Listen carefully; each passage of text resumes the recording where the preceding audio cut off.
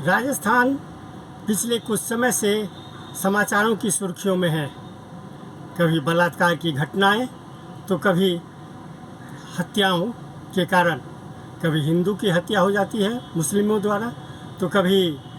नाबालिग बच्चों की मौत एक शिक्षक की पिटाई से हो जाती है। इन्हीं मामलों को लेकर आज हम जनमानस विवेचना में चर्चा करेंगे। मैं हूं अमलेंदु भूषण खां। केंद्रीय जल एवं संसाधन मंत्री इस देश में ऐतिहासिक दृष्टिकोण से भी अपनी एक विशिष्ट पहचान रखता है। राजस्थान संस्कृति की धरती है। राजस्थान महिलाओं के सम्मान की धरती के रूप में पूरे देश में, दुनिया में जाना जाता है। लेकिन पिछले राजस्थान को शांति और सौहार्द की धरती के रूप में भी पिछले कई शताब्दियों से पूरे विश्व में पहचाना और माना गया है। लेकिन पिछले 3 साल में राजस्थान में जिस तरह से मॉब लिंचिंग, महिलाओं के खिलाफ दुराचार, नाबालिग या अबोध बच्चियों के साथ में दुर्व्यवहार और अत्याचार, बच्चों की तस्करी, दलितों के खिलाफ अत्याचार, एक मजहब विशेष के लोगों के खिलाफ बर्बरता, इन सब तरह के घृणित अपराधों में राजस्थान नित्य नए कीर्तिमान स्थापित कर रहा है। लाल किले के प्राचीर से माननीय प्रधानमंत्री जी के भाषण के साथ मना रहा था। जब देश आजादी की 76वीं वर्षगांठ मना रहा था, उस दिन राजस्थान के अलवर जिले में मुस्लिम संप्रदाय के लोगों ने गोविंदगढ़ थाना क्षेत्र में रामवास गांव में सब्जी का ठेला लगाने वाले और अपनी आजीविका का गुजर बसर करने वाले चिरंजी लाल को पीट करके मार डाला। मैं आज इस प्रेस वार्ता में आप सबके माध्यम से प्रश्न करना चाहता हूं कि कहां है इस समय में, जब इतनी बड़ी घटना राजस्थान में हुई, राहुल गांधी जी कहां खोए हैं, प्रियंका वाड्रा जी कहां खोई हैं, सोनिया गांधी जी कहां हैं, और साथ ही साथ ये ह्यूमन राइट्स के अपने आप को चैंपियन बताने वाले सारे लोग आज कहां छुप गए हैं। मित्रों, इसी क्रम में आप सब मित्रों को जानकारी है कि उदयपुर में जिस तरह की घृणित हत्या, जिस तरह की बर्बर और नृशंस हत्या हुई थी, बार बार पुलिस को में जाकर के शिकायत दर्ज कराने के बाद भी, बार बार टेलीफोन करके सूचित करने के बावजूद भी जो मृतक था, जो शिकायत करता था, उसी कन्हैयालाल से माफीनामा लिखवाया गया। हत्या से 1 दिन पहले भी फोन करके उसके द्वारा सुरक्षा की गुहार लगाने के बावजूद भी सुरक्षा समुचित प्रदान नहीं की गई। अंततः इतनी बर्बर घटना को अंजाम दिया गया, और जिसके सूत्र ऐसे अतिवादी संगठनों और जो है लोगों से जुड़े हुए अब एनआईए की जांच में सामने आए हुए। गहलोत सरकार उसमें भी प्रभावी कार्रवाई करने के बजाय चुप्पी साधे रही और मात्र सरकारी नौकरी और मुआवजे का लालच देकर के उस मामले को दबाने का प्रयास किया। राष्ट्रीय क्राइम रिकॉर्ड ब्यूरो एनसीआरबी के डेटा के अनुरूप आज राजस्थान, जो पन्नाधाय के प्रदेश के रूप में पहचाना जाता था, जो हाड़ी रानी के प्रदेश के रूप में जाना जाता था, जो मीराबाई के रूप में उनके नाम से जाना जाता था, जो शील की रक्षा के लिए जौहर करने वाले हजारों रानियों को पद्मिनी के नाम से जाना जाता था, वो राजस्थान आज देश में रेप के मामले में नंबर 1 का प्रदेश बना है। और 18 साल से कम उम्र की नाबालिग बच्चियों के तस्करी के मामले में देश में दूसरे नंबर पर है। मैं प्रश्न करना चाहता हूं आज आप इस प्रेस वार्ता के माध्यम से कि उत्तर प्रदेश में लड़की हूं, लड़ सकती हूं, ये नारा देने वाले कांग्रेस की आदरणीय महासचिव श्रीमती प्रियंका गांधी वाड्रा जी को लड़कियों की बदहाली क्यों नहीं दिखाई देती? अलवर के रेप के घटना के बाद में जब वो सवाईमाधोपुर में अपने बच्चों के साथ में, अपने परिवार के साथ में शेरनी के बच्चे की अटकेलियां देखने के लिए गई थी, उनको छुट्टी मनाने का समय था, लेकिन अलवर की उस मासूम बेटी की आंसू पहुंचने का समय जो है उनके पास में नहीं था। निश्चित ही इससे ज्यादा दुर्भाग्यपूर्ण और कुछ नहीं हो सकता। और जब अलवर की बेटियां जिला कलेक्टर के पास में इस बात की शिकायत लेकर के जाती हैं, तो जिला कलेक्टर महोदय उनको धमकाते हुए अपने परिवारजनों के और पिता के नंबर मांगते हैं। ऐसा वीडियो दिखता है कि तुम्हारी हिम्मत कैसे हुई मेरे ऑफिस में आने की, मैं तुम्हारे पिता को फोन नंबर पे फोन करके इसकी शिकायत करूंगा। रेप की घटनाएं बढ़ रही, दुर्भाग्यपूर्ण इससे भी ज्यादा ये स्थिति बनती है कि राजस्थान के मुख्यमंत्री खुद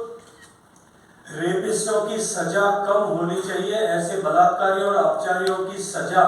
कम होनी चाहिए, इसकी पैरवी करते हुए नजर आते हैं। निर्भया केस के बाद में जो कठोर कानून अबोध बालिकाओं के लिए, नाबालिग बच्चों के खिलाफ यौन हिंसा को कम करने के लिए बनाया गया था, उसमें से मौत की सजा को कम करने की पैरवी करते हुए नजर आते हैं। और इस बात को मीडिया से बातचीत करते हुए लोगों के सामने, देश के सामने ये विषय रखते हैं कि ये मौत की सजा रेप के बाद में हत्या का कारण बनती है। इससे ज्यादा शर्मनाक शायद और कोई विषय नहीं हो सकता। मंत्री और urban development affairs minister Shri Shanti Dhariwal ji किस तरह से सरकार की तरफ से जवाब देते हुए विधानसभा के पटल पर बहुत सहजता के साथ में हंसते हंसते ये बात कहते हैं, और जब वो ये बात कहते हैं तब उनके सारे साथी भी ठहाके लगा करके हंस रहे होते हैं कि राजस्थान में ज्यादा बलात्कार की घटनाएं इसलिए हो रही है कि राजस्थान मर्दों का प्रदेश है। वो राजस्थान जिसने महिलाओं की, राजस्थान के बेटे जिन्होंने महिलाओं की रक्षा और सम्मान के लिए अपनी कई कई पीढ़ियां, केवल अपने आप को नहीं अनेक पीढ़ियों को खपा दिया, उस राजस्थान के वर्तमान सरकार के मंदिर में बैठ करके कोई व्यक्ति अगर इस तरह की टिप्पणी करे और उस पार्टी के सारे नेता एक साथ ठहाका लगा करके हंसे और सरकार फौरी तौर पर इस बयान से एक किनारा करके अपने आप को अलग करने की कोशिश करे, ये उनके चरित्र का उद्घाटक तो है ही, लेकिन इससे ज्यादा शर्मनाक नहीं हो सकता। देश में कांग्रेस के नेताओं की लगभग इसी तरह के हालात हैं। कर्नाटक में कांग्रेस के नेता मल्लिकार्जुन खड़गे जी के विधायक बेटे ने सरेआम महिलाओं को लेकर के जिस तरह से निंदनीय टिप्पणी की है, उसके जैसे अनेक बयान कांग्रेस के नेताओं के द्वारा दिए गए हम सब का सर जो है वो शर्म के साथ में नीचा करते हैं। साल भर में कुल मिलाकर के देश में जो 28,046 मुकदमे रेप के दर्ज हुए, इनके लगभग छठा हिस्से से भी ज्यादा 5,310 बलात्कार के केसेस राजस्थान में रजिस्टर हुए और इनमें से 1/4 से ज्यादा केसेस, लगभग 1300 से ज्यादा केसेस ऐसे हैं जहां नाबालिग बच्चियों के साथ में इस तरह की ज्यादती की गई है जिन बच्चियों की उम्र 18 वर्ष से कम है। एनसीआरबी के आंकड़े जिनके चर्चा में आपसे कर रहा था कि राजस्थान लड़कियों, नाबालिग बच्चियों की तस्करी की राजधानी बना है। 53 नाबालिग लड़कियों की तस्करी के मामले पिछले दिनों में एक साल में सामने आए हैं, जिनमें से अधिकांश ट्राइबल बेल्ट के हैं। और अभी कुछ ही दिनों पहले, 2-3 दिन पहले ही एक अखबार ने अपने हेडलाइंस में फोटोग्राफ सहित उनकी मजबूरी को छापा था। 12 नाबालिग बच्चों की तस्करी करके केरल ले जाया गया था। उसी क्रम में जब ये समाचार पढ़ा, छपा, तब तक राजस्थान की पुलिस और राजस्थान की पुलिस के तहत काम करने वाली मानव तस्करी, राजस्थान आज देश में सर्वोच्च पायदान के राज्यों में पहुंच चुका है। राजस्थान में जिस तरह से दलितों के खिलाफ अत्याचार हुआ है, राजस्थान के ही एक कांग्रेस के विधायक श्री पानाचंद मेघवाल ने दलितों के खिलाफ हो रहे अत्याचारों के को संज्ञान में लाने और सरकार की उदासीनता से आहत होकर के, इन अत्याचारों से व्यथित होकर के और सवाल खड़े करते हुए अपना इस्तीफा माननीय मुख्यमंत्री जी को भेज दिया। और इसी के साथ उस पार्टी के 13 से ज्यादा पार्षदों ने, चुने हुए पार्षदों ने इस्तीफा भेजा है और अनेक विधायकों ने भी अपनी तरफ से प्रश्न चिन्ह खड़े करते हुए बहुत कड़ी प्रतिक्रिया के साथ में पत्र जो है मुख्यमंत्री जी को लिखे हैं। राजस्थान में जिस तरह से पिछले दिनों में धार्मिक उन्माद फैलाने वालों के माध्यम से जिस तरह से घटनाएं की गई, करौली की घटना आप सबकी स्मृति में होगी, भीलवाड़ा की घटना उसके बाद की आप सबके स्मृति में होगी, जोधपुर में ईद के दिन में हुई घटना आपके स्मृति में होगी।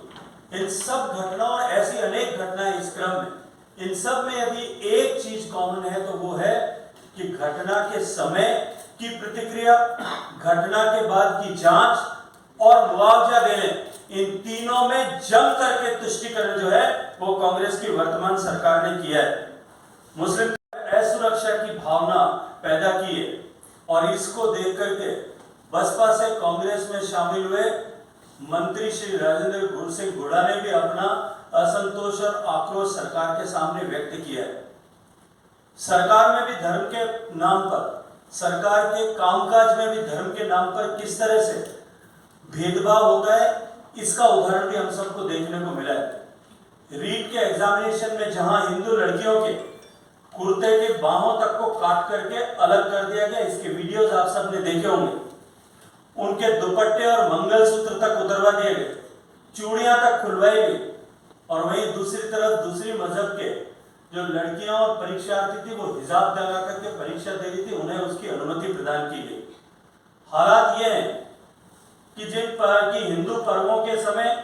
धारा 144 लगा करके उन पर्वों को, उत्सवों को मनाने के लिए रोका जाता है, वहीं दूसरी तरफ दूसरे मजहब के लोगों को उसी परिस्थिति में जो है अपने उत्सव मनाने के लिए, जुलूस सड़क पर निकालने के लिए अनुमतियां प्रदान की जाती है।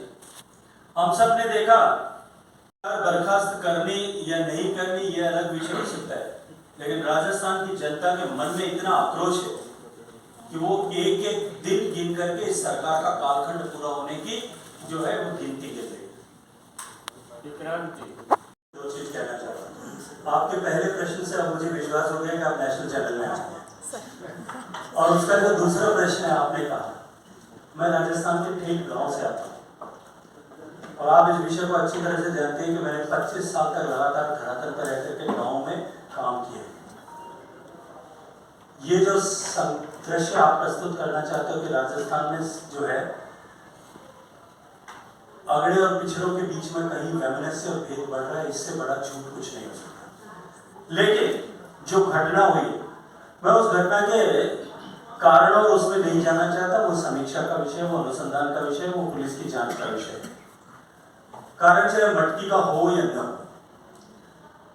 जिस तरह की रिपोर्ट्स न्यूज़पेपर्स में आई है, वहाँ मटकी नहीं थी, वहाँ सभी साथ पानी पीते थे। दोनों जो है टीचर्स भी ऑलमोस्ट आधे आधे थे, स्कूल का ओन भी दोनों ही समाजों के ऐसे लोग मिलकर के करते थे। लेकिन जो कुछ हुआ है वो दुर्भाग्यपूर्ण, और अगर ये केवल एक घटना हो तो शायद राजस्थान के लोग इसको माफ कर सकते हैं। ऐसी कितनी घटनाएं हुई जिस दिन देश, जो अभी मैंने जैसे कहा कि जब देश आजादी का 75वां वर्ष मना रहा था, रामगढ़ में एक व्यक्ति की हत्या कर दी गई। आज समाचार पत्रों ने छापा है जयपुर में एक दलित महिला जयपुर जिले में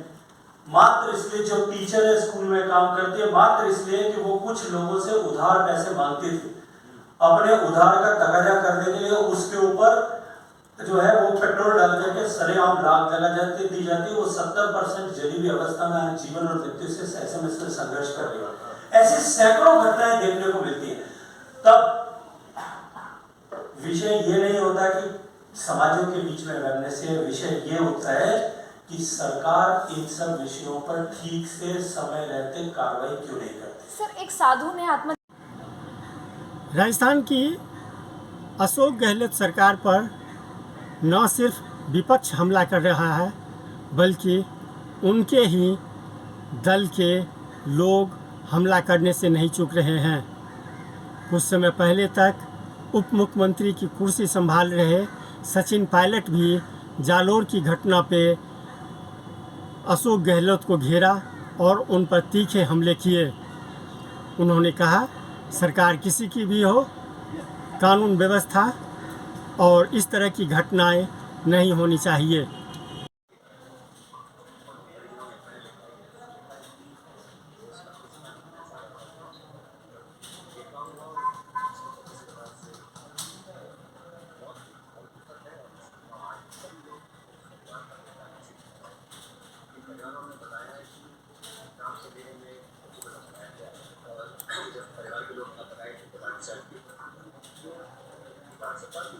सबसे पहले तो उसकी अधिकारी के ऊपर